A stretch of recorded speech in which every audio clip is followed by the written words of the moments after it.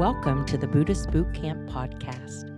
Our intention is to awaken, enlighten, enrich, and inspire a simple and uncomplicated life. Discover the benefits of mindful living with your host, Timber Hawkeye.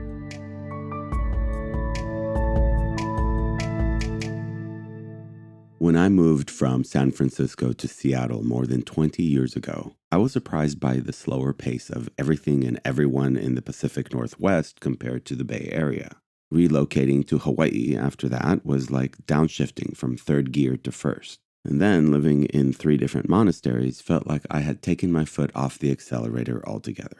In fact, the second monastery was located miles and hours away from all other developments. As we drove through nothingness, another student in the van looked back and said, "Goodbye, civilization," to which the driver replied, "Civilization? I think you will find our destination significantly more civilized." When we got there, the truth of that statement was most evident to me in the pace of the place, or more accurately, the stillness of it.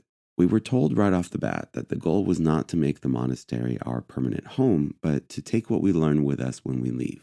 Among many things, I had learned to slow down my heart rate, breathing, movement, and thoughts. The shift from that blissful flow to the fast pace of life on the outside was jarring.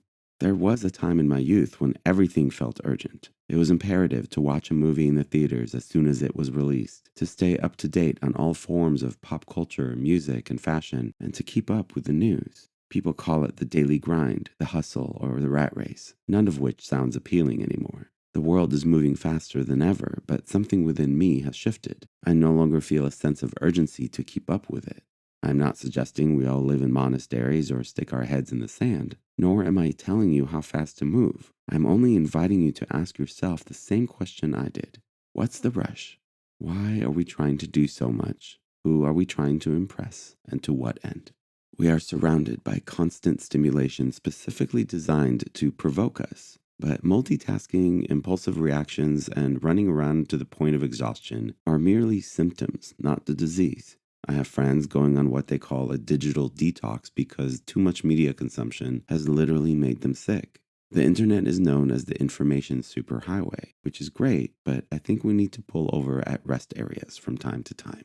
We wouldn't even seek such stimulation if we paused long enough to wonder why we do it in the first place. People claim to want a life of leisure, but I rarely see anyone doing anything leisurely. There seems to always be a goal or a deadline before the next thing on the itinerary. What are you afraid would happen if you were to slow down, get off the roller coaster, or take a break? When we unpacked these questions at our monthly discussion, everyone seemed to share multiple reasons for keeping so busy. From fear of missing out to desperately wanting to fit in, delusions of grandeur, or an underlying fear of being perceived as a lazy, non-contributing member of society.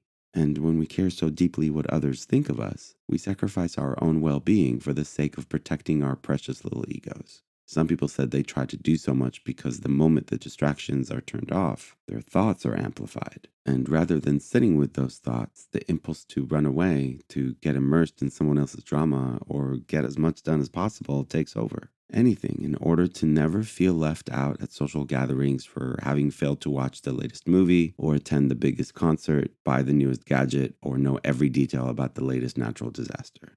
The problem isn't the passion or the interest. It's that feeling of worthlessness behind it that we try to soothe by associating our sense of worth with how much we do.